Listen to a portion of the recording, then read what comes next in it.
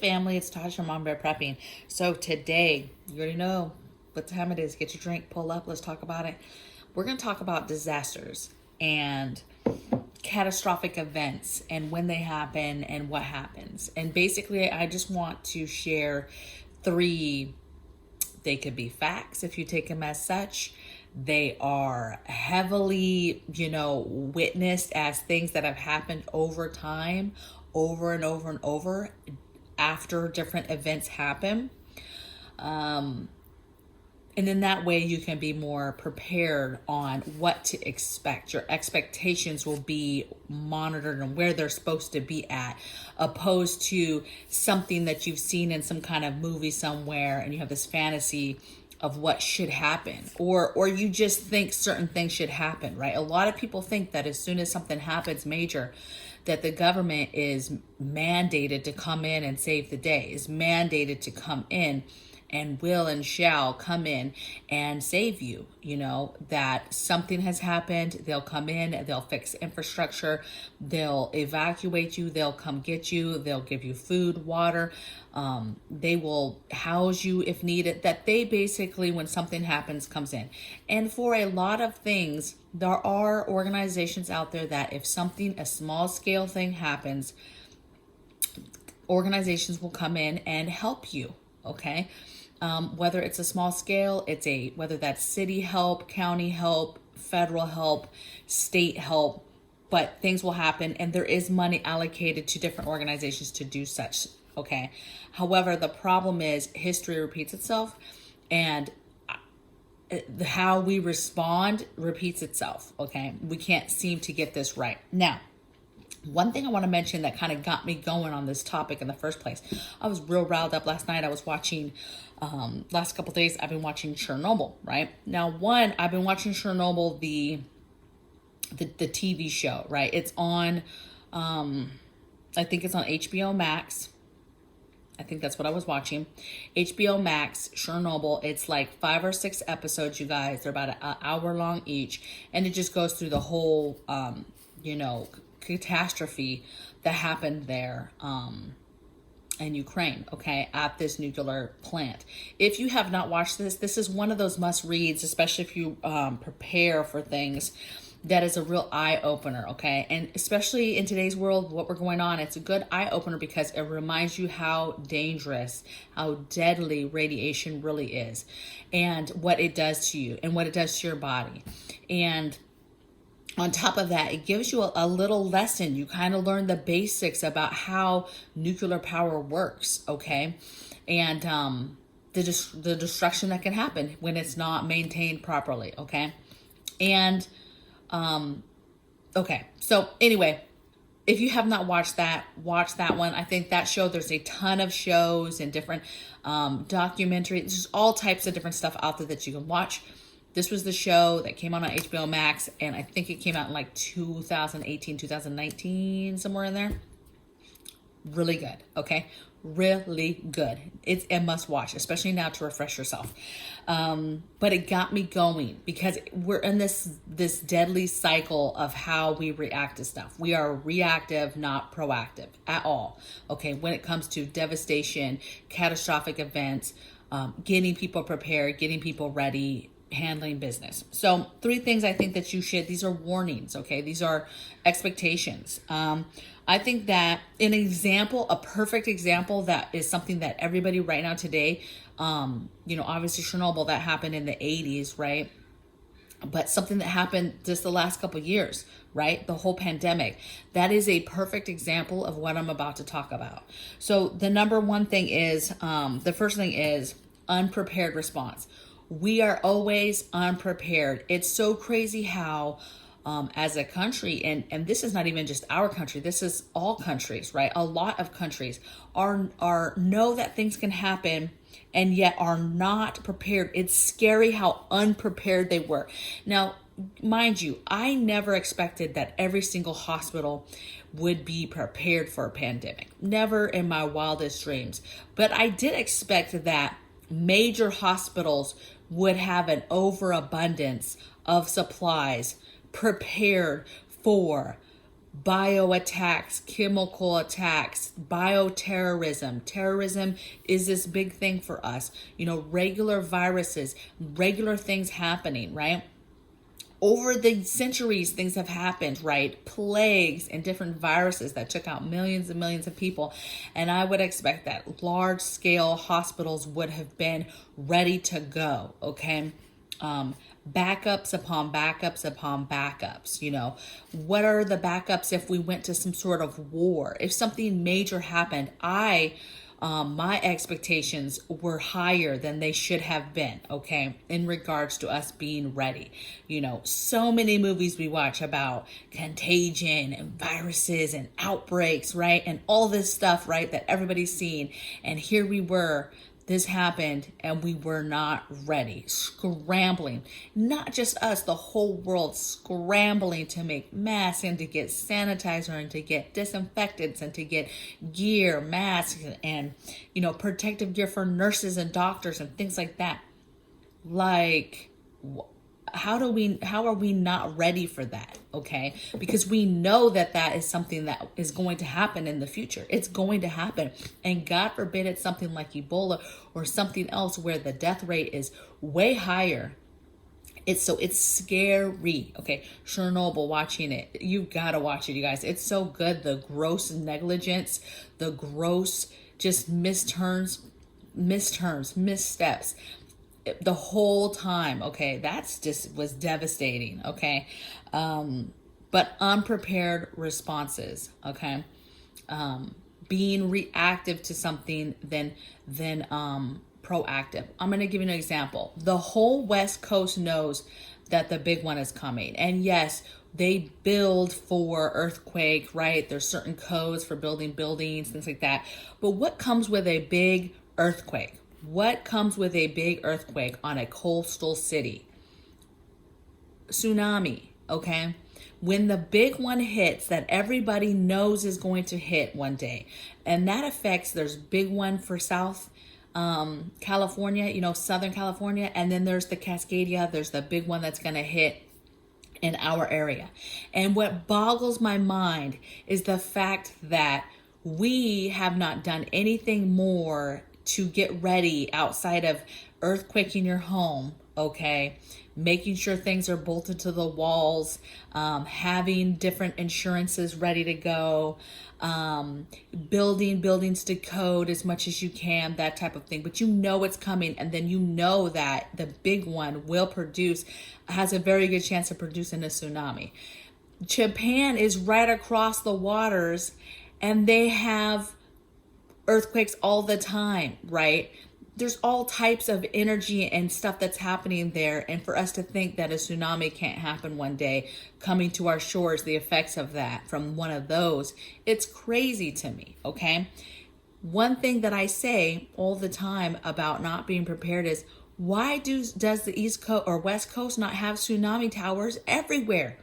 They should be everywhere, up and down the coastline, okay? It should be something that we talk about, that the community knows is there, and that the people can go to these tsunami towers and spend our money on that. That boggles my mind that you know that's going to happen one day, and we are not preparing for that, okay?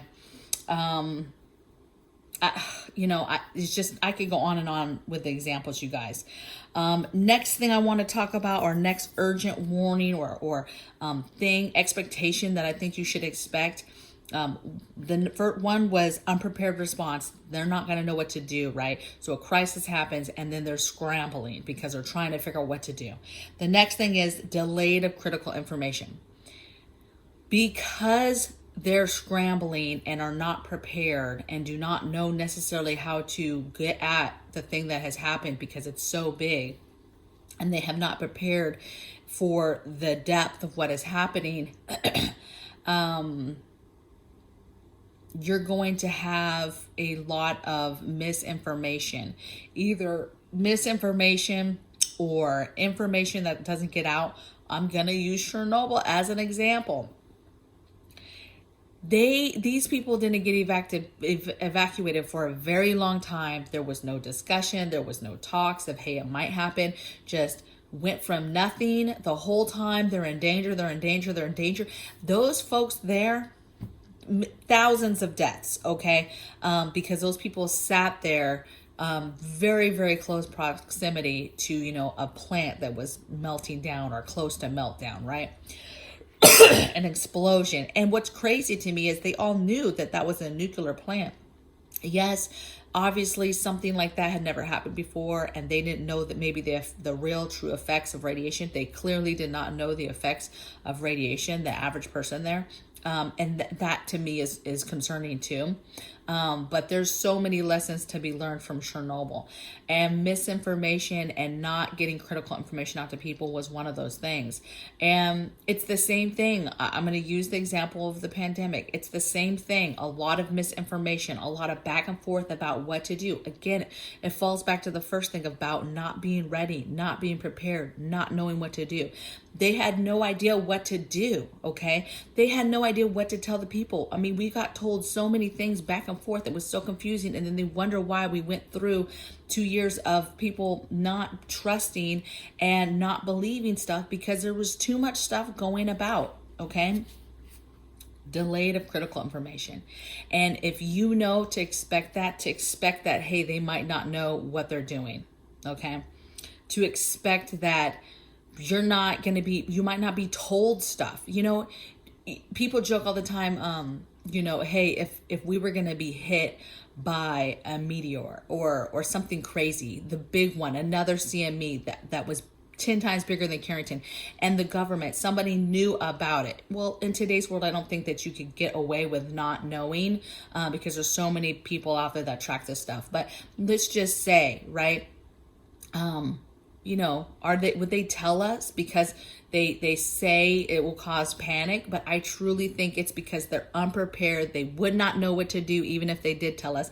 There would be critical information that they wouldn't tell us, or only so much. I mean, it would just be crazy. Could you imagine if they knew, hey, aliens were coming to attack us, in the weeks to come, and they knew, hey, they're going to go underground, but the rest of us have to survive? There's just this really bad cycle of bad things happening and them not talking to us about it, warning us, telling us. So delayed of critical information. And as long as you know that there's going to be delay, that helps you get in the mindset of just moving forward with your own preparedness and not sitting around waiting to see what's happening, right? The minute you know of something, the minute those people knew that, hey, that blew up, we're gone. I'm not waiting to see how bad it was. We'll figure it out, okay? And then the last thing I have, just having an urgency and a knowledge of nobody is coming to help you. You need to prepare as if nobody's coming to help you. It's great when we see a little tornado touch down in a town, it destroys the town, and then all these people go to that state to help that state, from different states, from other states, right? All these entities go there and are helpful, right? The thing that happened in Kentucky, all these states, all these entities, all these companies, all these people came to help them. But imagine stuff on a way bigger scale when you can't go, you can't send your resources because you need your resources. Your little town, your county, your state, they need their resources there. And it's so big that that they're not prepared for, okay? And they are not ready for, they don't know what to tell you about it because they're so boggled about what is going on. And then lastly, they can't come and help you, okay? For you to think and be entitled that if something happens here, somebody better be coming around to bring me food and water is just ridiculous, okay? So it's important that you understand that and be prepared that nobody is coming to help you. If help comes or some extra assistance comes, fine, okay, perfect. But you need to prepare. That is the key of preparedness. Right there in number 3, that is preparedness. That's why we prepare. That's why you prepare to live with no power, so that if the power goes down, you're not sitting here in the dark. You have no water, you have no way to cook food, you don't have food, you don't have water. All these terrible things that can happen, people that, there's no heat or there's no cooling and people are dying from exposure, and, bad things happen because people are not prepared. And so I think that if you go through and understand these 3 things, in the third one, just that is the key of preparedness, is getting the things needed now. You know, there's a cyber attack or something happens where all the bank systems crash, or something happens and you're not able to get money to buy stuff, you know, or the food crisis that's coming that we're just now being told about, critical information being delivered late, okay? We've been talking about the food crisis coming for the last year, okay? Some channels have been talking about it way before that, but critically, there's signs that anybody can see. You do not have to be that smart to see these signs in the last year that we are in trouble when it comes to our food system and having food available for us, okay? And so I think that preparedness is a huge piece, but that's another example of us not being told critical information. And when I say we, I'm talking about the populace, right? This is, you know, we've been preparing here in this home for a while, but you know, the average person to just now be being told, hey, and then that critical misinformation being told, oh, it's because of the war. Come on, okay? So if you know these things, you can get ahead of it mentally, physically. You can get the preps you need, get the things you need, and know that when disasters happen, these things happen. These are 100%, these 3 things happen, okay? You're gonna have unprepared governments or entities trying to handle the crisis that are not ready for it. The bigger it is, the scarier that is, okay? You have delayed information. Some of that is on purpose because they don't want you to know, but then some of that is just flat out incompetence. They don't know what's going on, therefore they don't even know what they should be telling people, okay? And then third is being ready, being prepared to take care of yourself, and knowing that nobody is coming to help you, okay? And if you understand that, then it's not so crazy when things happen. You kind of already passed this, and now you can move on to executing an emergency plan that you've already developed with your family, okay? So I hope you guys are well. If you guys have not watched that show, Chernobyl, the show, it's HBO Max. I think it came out in 2019, 2018. It's about 5 or 6 episodes. Super good. You need to watch it now anyway, just to get up on game right now with what we're dealing with. Chernobyl, you know, that's coming back into that storyline that happened, you know, that happened in the 80s, that explosion. But this is coming up into the news now, okay? Because with Russian troops pushing into Ukraine, you know, and then they took over that area. Okay, so you had gunfire, you had troops, you had all types of people in that area where nobody should be. Okay, there's still very, very seriously high levels of radiation that will kill you quickly in that area. And you had troops all up in there. Okay, and they still have troops in there. Okay, and so that's troops that are going to die if they're not treated. Because of radiation is still in that area like crazy. That whole area is quarantined off, okay? So I'll see you guys tomorrow on the next video. I hope you guys have a blessed weekend, and I'll see you tomorrow. Take care. Bye.